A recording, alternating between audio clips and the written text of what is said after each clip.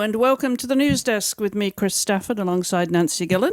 This is already Season 4, Episode 7, and we are recording on February the 15th. We're well into the second week of competition at the Beijing Olympic Games. And as a skiing fan, Nancy, I've got a big smile on my face, as you probably know.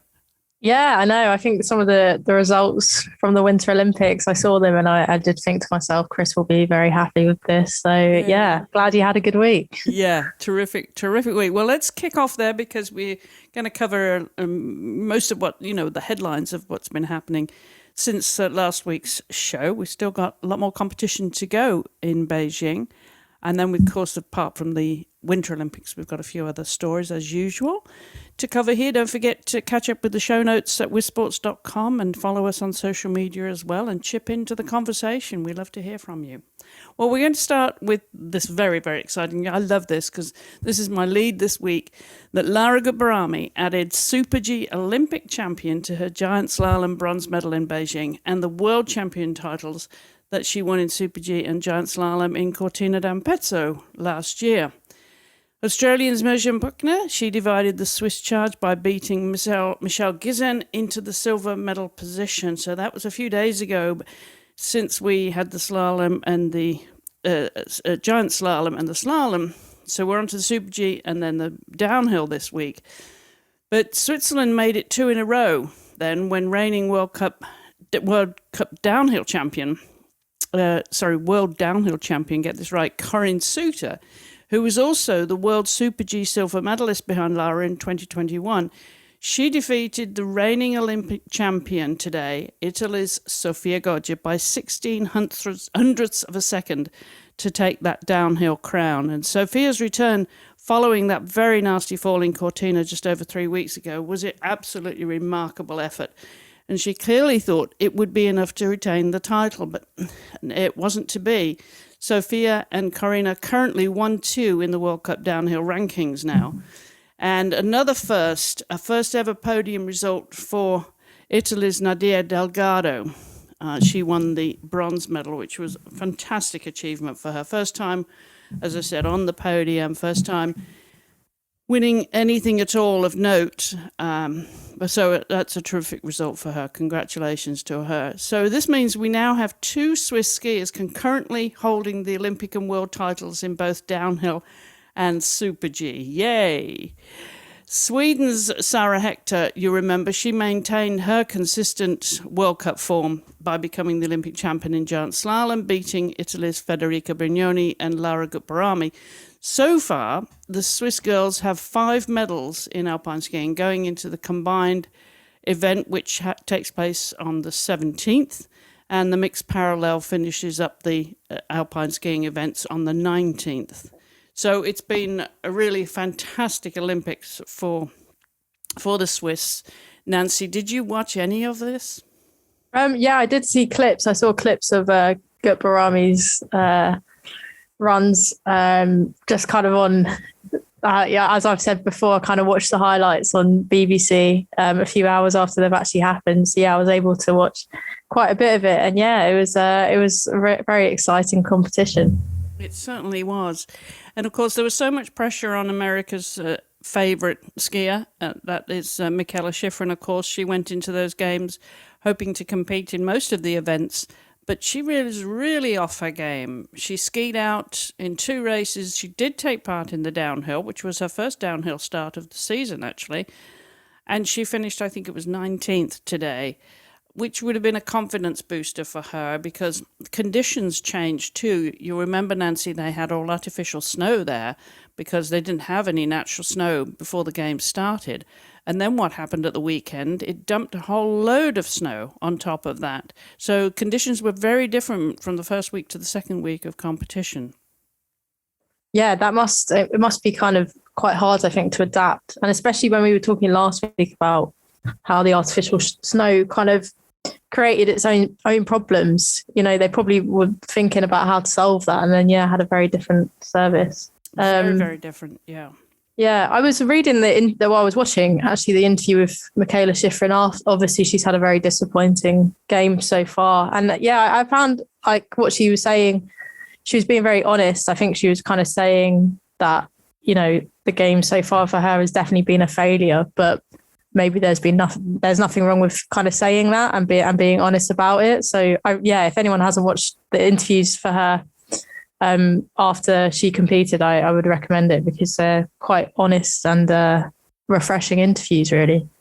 Yes, I mean, she was very gracious in giving that media interview for quite an extended period. She stood there talking to, mainly to NBC, of course, captured most of that, if not all of it. And it really was a very candid interview, because clearly she was bitterly disappointed. How could she not be? And it was so out of character that she skied out very early on in both those races. And it was just a shock to the world, really, because there was so much expectation, but then, of course, so much pressure as well.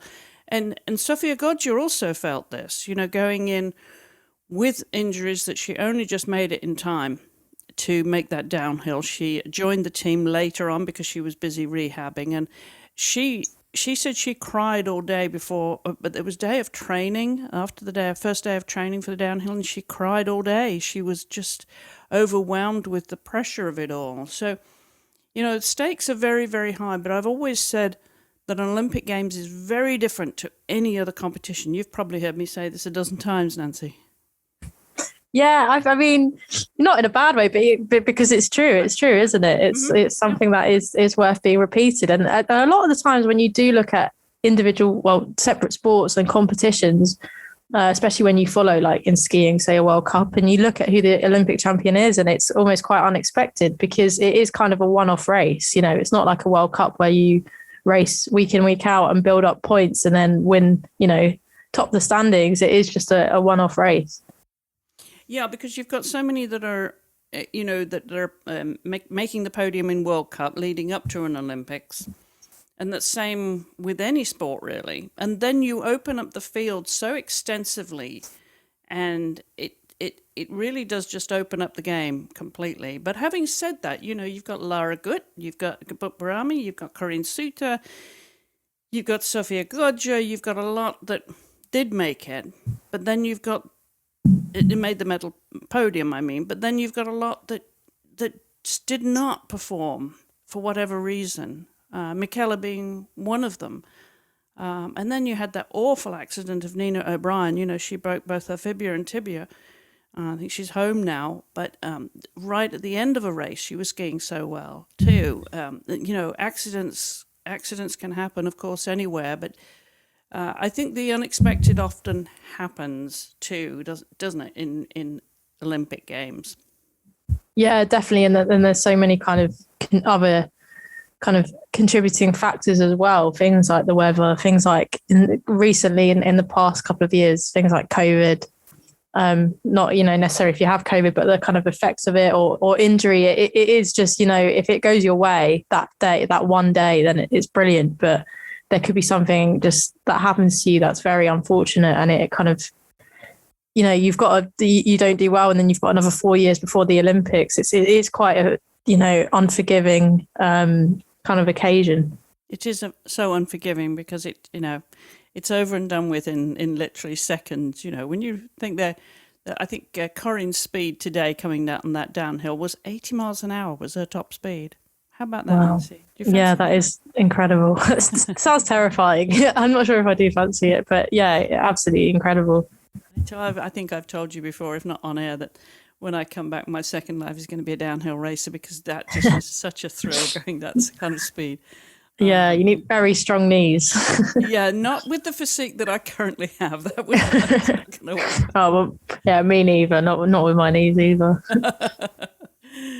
All right, we're talking about COVID and the impact of COVID and the restrictions there in Beijing, and the isolation that we've heard about impacted some of the athletes who tested positive when they arrived. Or one of those, of course, was the American Ilana Myers-Taylor, who was one of two favourites, I should say, to win the monobob, which was making its highly anticipated debut. Well, in the end, it was Kaylee Humphries that beat Ilana for that gold medal, but it really was a fantastically exciting competition. And Kaylee, as we know, is the newly minted American. She now has that crown, and she's won gold now at the 2 women events at the Vancouver 2010 Games and the 2014 Sochi Games. And Lelena is now the US bobsledder with the most Olympic medals with this silver medal finish. And both women have medaled in every Olympic event they've competed in, sharing the podium in the last 4 Olympic Winter Games, which is extraordinary. So congratulations to them taking gold and silver. And it was a real North American sweep because Canada's Christine de Bruyn, she claimed the bronze medal. And of course, now we've still got the bobsled to go, the 2-man bobsled. That's going to take place on the 18th, 19th this week. And Germany will prove to be the biggest challenge to them because they've been dominating the World Cup season. So that should be a really, really exciting finale to the sliding events there for the women. But I really feel for both Kaylee and for Ilana too, because they both had their own personal journeys getting to Beijing, which makes this event, I think, even more special, and especially because it was the first monobob race for women. Yeah, it's such a big occasion, isn't it? I think people were really looking forward to seeing how it played out. And I think, both women have such incredible stories as well. Whether that is Maya's Taylor and kind of her journey to the games, and then Humphreys as well with switching countries. There was such a kind of either person that won, there was a really kind of strong narrative there. So really, really good competition. Yeah, congratulations to them.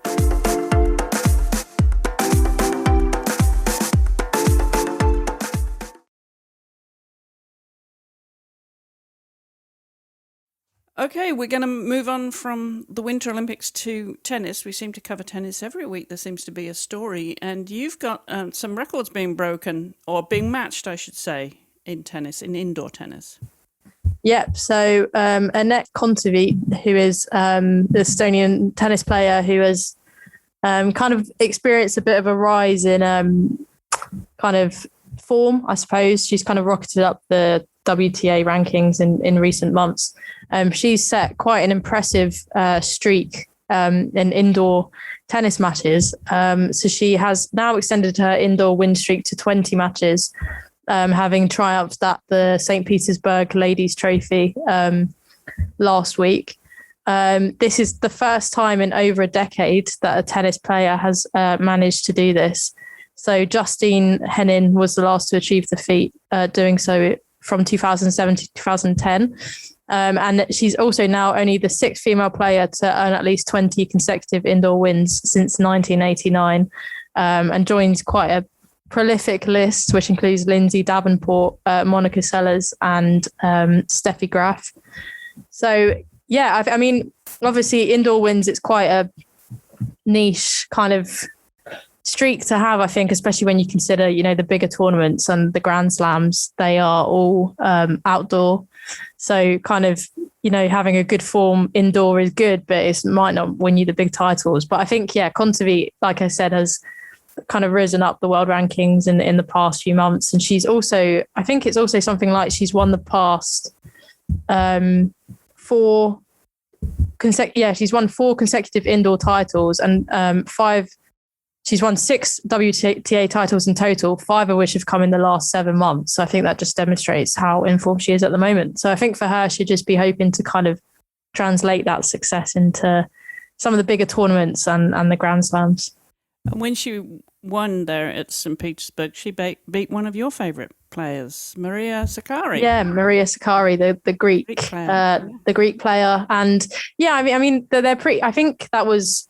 Sakkari was definitely, I think, the favourite as the top seed, but I think Kontaveit was the second seed. So they're quite, nicely matched there, I think. So I don't think it was too much of an upset. But a lot of really kind of exciting players on the WTA tour at the moment.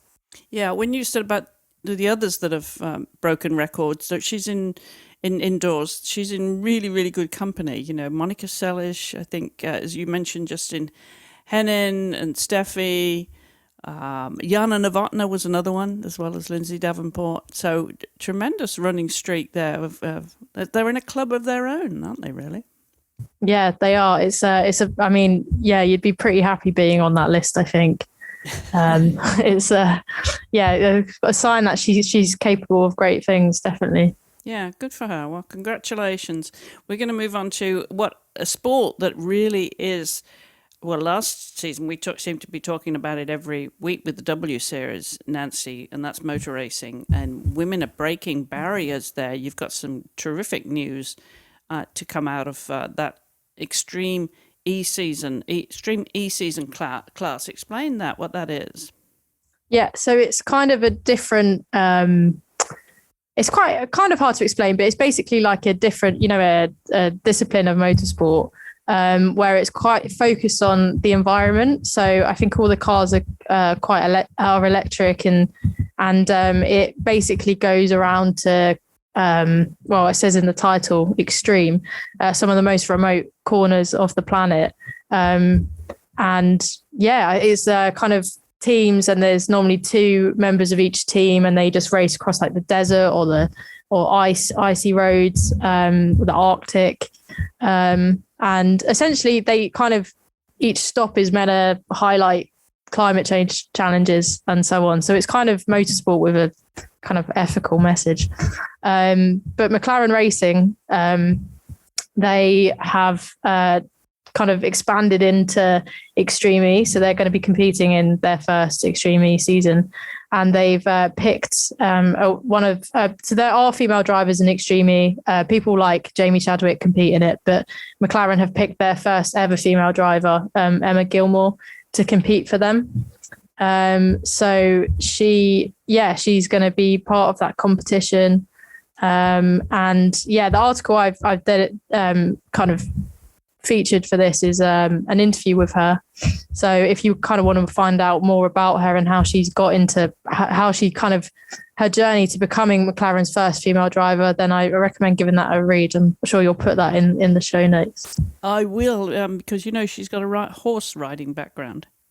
Yeah, I found that really interesting. That's quite a different, very unique kind of background, I think, for motorsport. Different horsepower. Well, Liz Hadley is another one, of course. Elizabeth Hadley, who now turned to eventing. She was a motor racing driver before she decided that she could only do one or the other. But, they just have a need for horsepower, these women.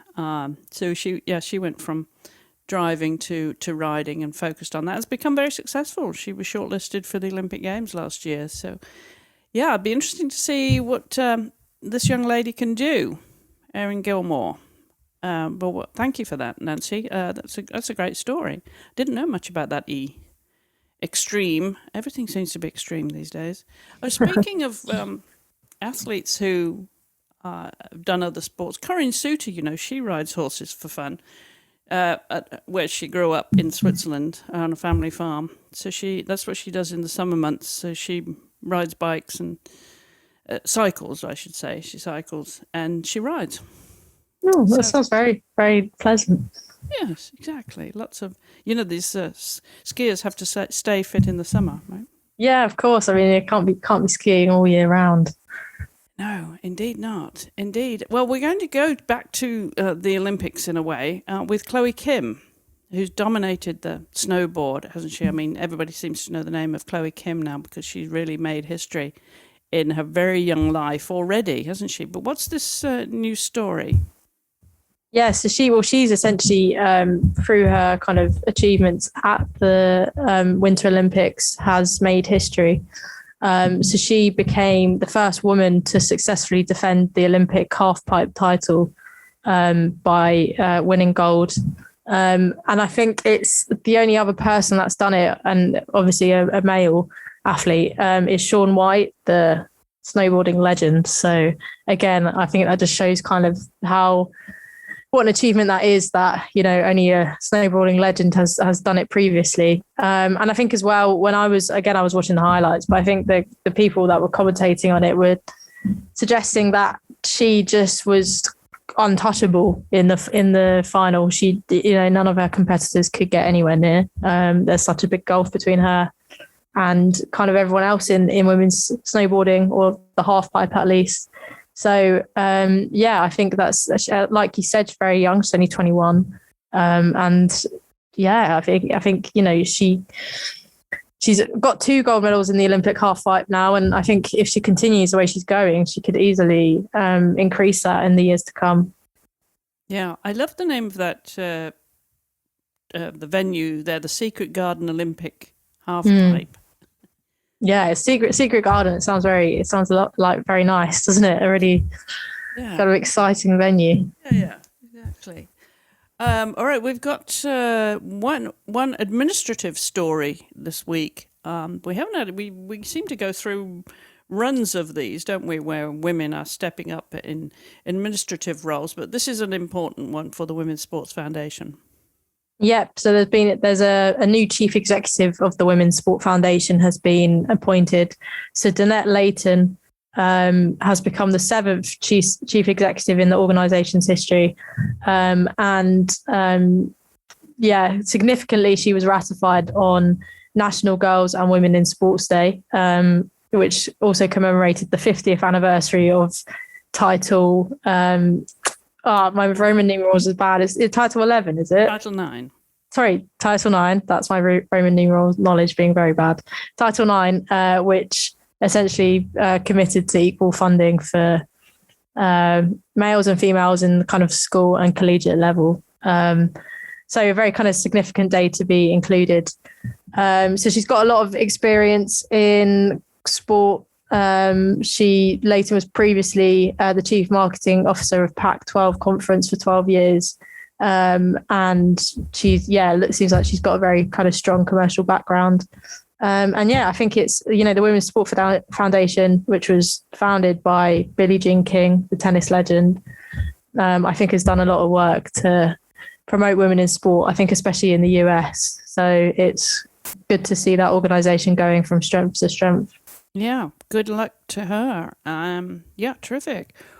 Well, that's around about it, except we can't ever have a show without football news. And things are starting to pick up a little bit because we've got the She Believes Cup starting this Thursday. So tomorrow, when the show goes live, it'll be Thursday the 17th, I beg your pardon.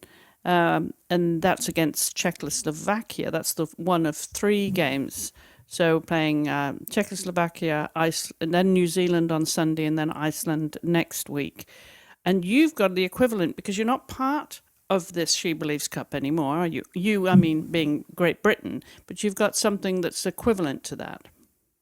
Yeah, so we've got the Arnold Clark Cup. So like you said, England used to compete in She Believes, but I think kind of a mix of COVID and I presume kind of wanting to play more European teams because we've got the Euros in the summer. Starts also this week, and it's England, Spain, Germany, and Canada as well. So 4 very, very strong teams, and I'm really looking forward to seeing how that matches up. I think England, especially with the Euros, those big teams like Spain and Germany, you want to be beating them, and I think playing them this in the next 2 weeks will give us a real indicator of how strong England's chances are of winning the Euros. I'm really, really looking forward to that. I was hoping to go to England-Spain, but it's in Norwich, which would have been fine, but they're replacing half of the trains with rail replacement buses. So I don't think I'm going to be able to get out there. Probably be like a 4 or 5 hour journey, which unfortunately isn't worth it, but it will all be on TV. So I'll be watching on TV. Wouldn't it be worth renting a car just to do that? Well, I do have a car at my parents' house, but I'm working like that day. So I need to also be doing my work. So my plan was to work on the train and get to the match. But obviously if I'm driving, I can't work at the same time. So can't you find a friend to go with you who can drive while you can work? I'm not sure all the way to Norwich. Potentially, I can have an explore, but I think, I think it might be a little too difficult. Oh, that's a shame. So you'll be watching that from the sofa then instead? Yeah, I will be. And how's Arsenal doing? Arsenal are doing okay. We're still top of the table, but there was so over here in the WSL, there was essentially a title deciding match between Arsenal and Chelsea on Friday. The 2 teams at the top of the WSL. And it was a 0-0 draw. It was probably one of the most exciting 0-0 draws I've ever seen because it was, very attacking and there were lots of multiple missed chances. which now means that Arsenal are still top of the table with 2 points, but Chelsea have a game in hand to play. So if they win all their remaining games of the season, which I think is like 9 games left, then they will win the title. If they slip up and Arsenal don't, then Arsenal wins. So it's very, very finely poised at the moment. Yeah, it sounds like it. Well, so when's your next game then? Is this weekend? No, because of the international break, because of all the international tournaments that are taking place. So I think I think we've got the FA Cup at the end of February, and then the WSL starts again at the start of March. So a couple of weeks again before the league is back underway. Super. All right. Well, it's all happening with football now, both sides of the pond, internationally and nationally. And of course, there's still the rest of the Beijing Olympic Games to happen. But we obviously would be remiss to wrap up this week's show talking about the Olympics, but not the story of missing the story of Kamila Valieva, the Russian 15-year-old skater, who's been right in the middle of a whole lot of controversy when she was cleared by CAS to compete at the Beijing Olympics. Now, I watched her skate this morning. Did you watch the women's short program? Yes, I had it on in the background. I was in the office, so I couldn't pay full attention to it. But yeah, I was keeping an eye on it, of course. Very kind of controversial circumstances, obviously, that the event is taking place in. Yeah, there was only 2 skaters that scored in the 80s, and she was clearly, deserving on her performance to be in the lead. I think it was 84 point something. A beautiful performance, and many consider her the best skater in the world right now. But the fact that she tested positive in December and the urine test came back in time for the games, she was suspended. And then CAS overturned that and cleared her to compete in Beijing. That, I don't know, just seems farcical. It just seems to totally undermine the Olympic movement, Nancy, doesn't it? Yeah, I think farcical is probably the right way to describe it. I think as well that the fact that she is still probably going to have a anti-doping hearing or investigation into the test could still be suspended, and then any medal she wins in Beijing will be taken away from her. I think also the fact that they're not going to do a medal ceremony if she medals. I don't really know why, because that's really unfair on the other people that are going to medal. Like, if you've said that she can compete, then don't pretend that she's not competing, if that makes sense. So the whole thing is a massive mess. I think it's also just quite sad as well, because obviously you've got a 15-year-old girl who, regardless, is obviously very naturally talented. I think that's, she's obviously a natural talent, and she's obviously been caught up in this kind of, the history of doping in Russia is extremely well documented, and she's obviously been caught up in this, and it's just a massive shame. And yeah, it's a shame. That is a prohibitive substance, and as you said, there won't be a medal ceremony. It looks like she's going into the free program now, the clear favorite, I would say. And with her being in medal contention, it means there won't be a medal ceremony, which punishes all the athletes that are playing the game fairly. And if they can't, if you can't play the game fairly, then you shouldn't be at the Olympic Games, right? Yeah, like you said, it's sad for whoever wins. I mean, presuming that she does win gold, whoever gets silver and bronze they're just not going to get their time. No, on the podium. It's just, yeah. What they're saying is that they will award the medals once this case has been concluded. They will award them in some dignified way, but it's not the Olympics. It's not the same. No. It's not the same. And who knows how long it will be as well, because obviously this case was even more complex. You've got the legal issues, you've got the fact that she's a protected athlete under the WADA code because of her age. You've got all those kind of complications, and like you said, it could be months, it could be a long time after this competition has ended, and probably will be nowhere near Beijing. So Yeah, I think they've made a right. I mean, all the parties involved, I think, have made a bit of a mess of this situation. Yeah. And it just leaves a very sour atmosphere, like today for the short program. It was just, there was just a cloud hanging over it.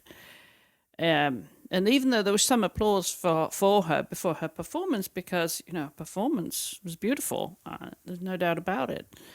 But both the public and the commentators and everyone involved was watching an athlete who had, broken the rules and wasn't playing fair, and to win as well, to win that program and look like she'll be going on to win again. But yeah, we'll follow that story, of course, right here on the news desk here at WiSP Sports. So join us next week. We may have an update for you. Certainly, that program will play out this week, and whoever wins the medals, whether they receive them or not this week, we'll follow that right through to its conclusion, as we do with most everything else that we can pick up for you from around the world of women's sports. Now, what else are you looking forward to, Nancy, as these games wind down the weekend? Yes, I mean, probably the major one is definitely the Arnold Clark Cup. Get a bit of international football there. There's some quite interesting tennis happening in Dubai, the Dubai Tennis Championships, which isn't like a massively major WTA tournament, but you've got quite a few of the kind of top seeds involved there. And then I think, kind of just like you said, kind of the end of the Olympics, Winter Olympics as well. So busy as always, really. As always, yep. And I'm looking forward to the rest of these games. As I said, in the skiing world, the alpine skiing, they've got the parallel and the combined. The combined comes first, and then the mixed parallel. So we're bringing you the thoughts on that next week here at on the news desk. And we do have some news, actually, you just delivered to me before we started to record, which is great news. You are finally let loose back in the wild again because you tested negative. Yeah, I did. I tested negative for coronavirus. So it was quite a long stint testing positive, really. And it's just nice to be able to kind of leave the house again and not be concerned about it. And there's also kind of the weird added bonus that because I've now had COVID, I don't really have to stress too much, at least over the next couple of months, about picking it up again, because I think that is quite unlikely. So very relieved to be negative now. So you're able to go out and run again? Yes, I have been out. That's really nice. And just, as I said as well, being in the office today and just being able to go and live like a normal person, going on my runs and all of that is really great. Terrific. Well, good news from Middleburg, Virginia, is that I actually got out on my bike this past week twice. Nice. Not once, but twice. And both times in my bike shorts, Nancy, which was a bit of a mistake. I was going to say, I was going to say, I'm very jealous if it's warm enough over there to go out in shorts. But like you said, if it was a mistake, is it still not too warm? Yeah, it was a bit foolish, not brave, just foolish. The sun's shining, and like today, it's beautifully cold. But I hiked this morning at dawn, and it was 19 degrees, which is -7 centigrade or something. It's cold. It's really wow, cold. Yeah. But we're not over it yet, but we are looking forward to some warmer weather. So hopefully get out on the bike again and get ready for my big ride in April, where I'm going to do the Potomac Trail, which I'm really looking forward to here in Virginia. So more of that and more of Nancy's marathon preparation next week and the weeks to come here on the WiSP Sports Desk, news desk, we're calling it now. Nancy, thanks very much for bringing us your side of the stories from across the pond there. No problem. Thanks for having me, as always. And we'll be back next week with more from the WiSP News Desk. Until then, thanks for listening. Follow us on social media at WiSP Sports and at Nancy_Gillen. Don't forget to follow Nancy online at GiveMeSportWomen.com, isn't it, Nancy? Yeah, that's right. Yeah. Terrific. Thanks for listening. Until next week, goodbye for now.